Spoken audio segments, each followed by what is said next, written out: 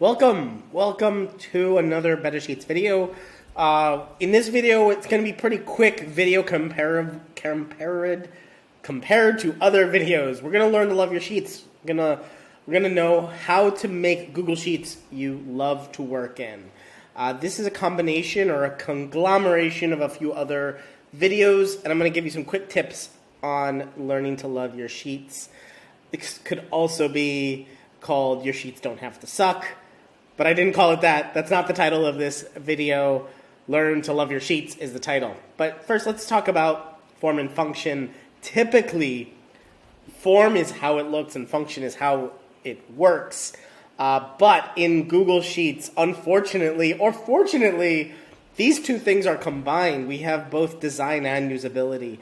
If it looks good, it works good. If a Google Sheet is useful, it is designed well. So just a little weird thing about spreadsheets is that our front end and back end middleware is all the same. We type in Google Sheets, we use Google Sheets, we use the spreadsheets, we use rows, columns. There is a bit of, because this is a good thing, actually, that design and usability and form and function are all in the same place. Any thing we do to make it look good is going to make it work well. But there is a bit of oppression here, a bit of a fascism of spreadsheets, you could say. And there's an oppression of spreadsheets. The very first standard spreadsheet you use, if you just go to sheet.new, you can go to sheet.new and create a brand new spreadsheet. It is always going to be the same thing. It's going to have a default font of Arial. It's going to have the whitest white background, the blackest black text. It will be 1,000 rows. It'll be 26 columns, A to Z. It is a spreadsheet, and it'll always look like a spreadsheet, but it doesn't have to stay that way. It is high contrast.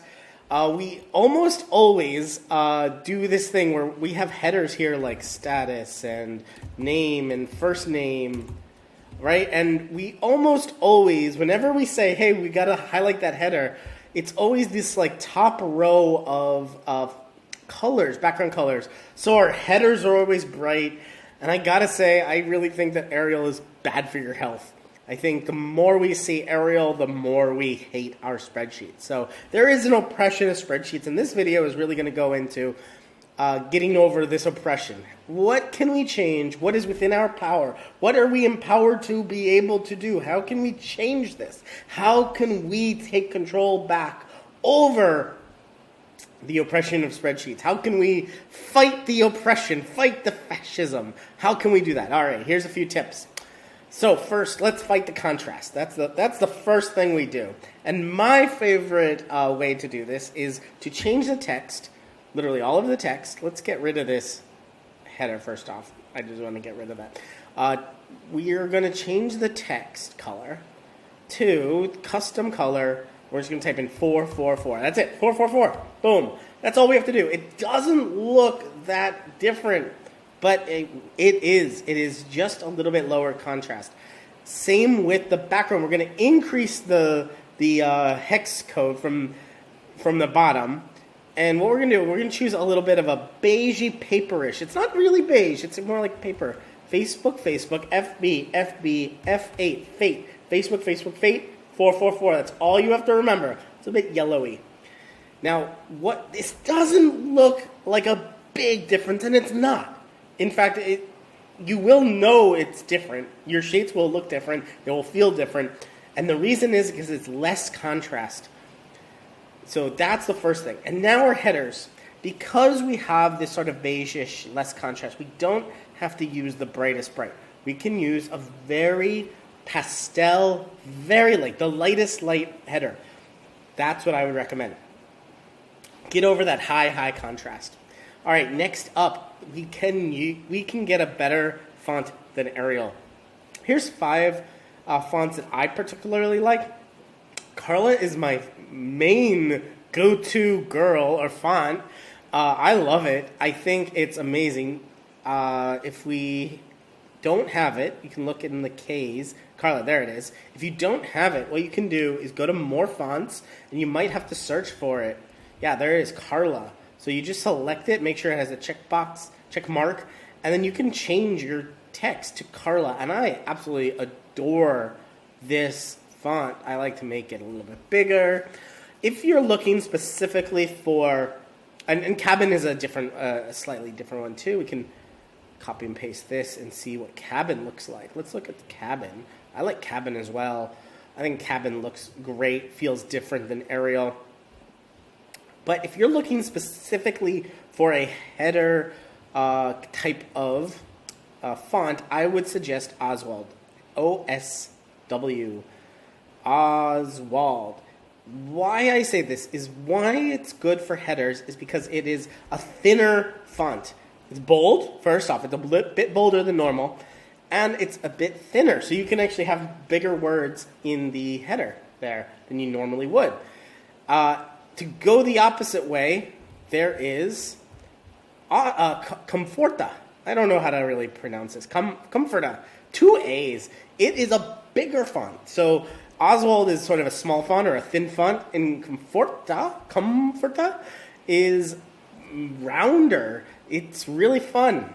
Speaking of fun, I do actually recommend Comic Sans in this particular way. Let's look at it. Let's look at Comic Sans. Let's see, Comic Sans MS right there. Ooh, why I recommend Comic Sans, or how I recommend it, is give it space. And this is getting into the next section a little bit, but give your column some space. Get your rows, resize your rows. We gotta click over here. We gotta click, there we go. Resize rows. We gotta select it. Come on. All right, this Loom recording really screwed me up. All right, we gotta resize this row. We don't want to fit the data. We want it like 35. Nope, we want it way more, like 50. But when we give Comic Sans some room to breathe, it is wonderful. Beige backgrounds, it is great. It doesn't really look like Comic Sans anymore. It doesn't look that bad, especially for headers. All right, get out of the Comic Sans funk. Don't worry about Comic Sans. Got 4 other suggestions that are better than Arial. Next one, ways to fight the frame. The fascist frame of oppression. All right, we can merge cells. So instead of just leaving sort of every column and every row there, we can also merge. And it's a quick little thing here. We do want to get rid of that. We can merge rows. We can merge cells. We can merge rows. We can merge columns. Merge all over the place. I love merging. And this gets us out of that funk of every row and every column. Next up, we can resize, as I just showed you here. Resizing really, really helps get rid of this fascist frame. Increase the size of the row. You don't have to increase the size of the font to go with that. You can keep the font smaller. It just gives it breathing room. A lot of design is going to just give these words space. Give them space. One way I won't show you here, but I'll just suggest it, is insert round images. If you ever put in a logo or something, actually I have another video about inserting a logo or a icon of a company inside of a Google Sheet with just a URL. It's really fun. That's the domain name. Go check out that video. But insert round images when you get a chance. Look at the image around, or the frame around my face here. It's a circle. It changes the shape of the entire screen, and I really, really like that. All right. Next up, and the last part is fight the oppression of tabs and sheets. Okay, so whenever we have a header, we usually will freeze that. What I recommend is when you freeze a header, underneath it, you can put instructions. So I have a whole video on this about better headers. Go watch that video, and it goes into this. If you don't need to sort your sheet, if you have sort of a static sheet, this is great. Add some more information underneath so we don't have thick, big headers. We can keep your header small and put some more information here, and then have your data here, data 1, all the way down, right? And if you have this merge cell and you have some like extra information here, There. Once you scroll up, now you have all of the frames. So you're not sort of pushing everything down. And that's in the Better Headers video. Go watch that video.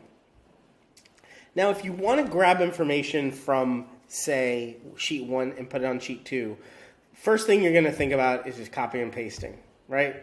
But you don't have to do that. We can use array formula equals array formula. And we're going to do sheet 1, C:C, and we can get that data. Now, why is this cool? Is because if we copy paste, we might want to copy paste values just to get the values. But if we change any of the data number to it, it's going to update here. See, this copy paste values doesn't update. It's in the same format. That format doesn't update, but that data doesn't update either. So that data is going to update. I love it. And I love taking one piece or one row or one column of data and moving it to another data tab instead of moving it, using it somewhere else.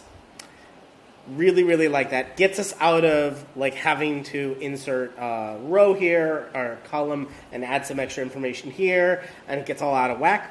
You can just use array formula. You can also use import range.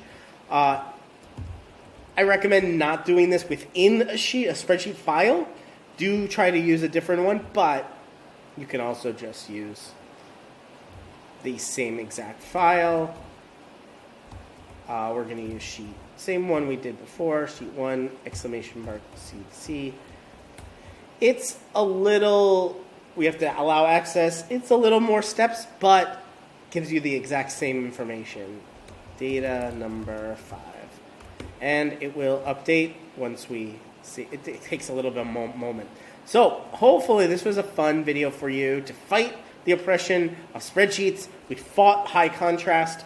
We fought Arial. We fought rows and columns. And we fought the oppression of tabs and sheets. Hope you enjoyed it. And I hope you learned to love your Google Sheets. Watch more videos here on Better Sheets. Enjoy Google Sheets once again. Hopefully you learn to love Google Sheets. Bye.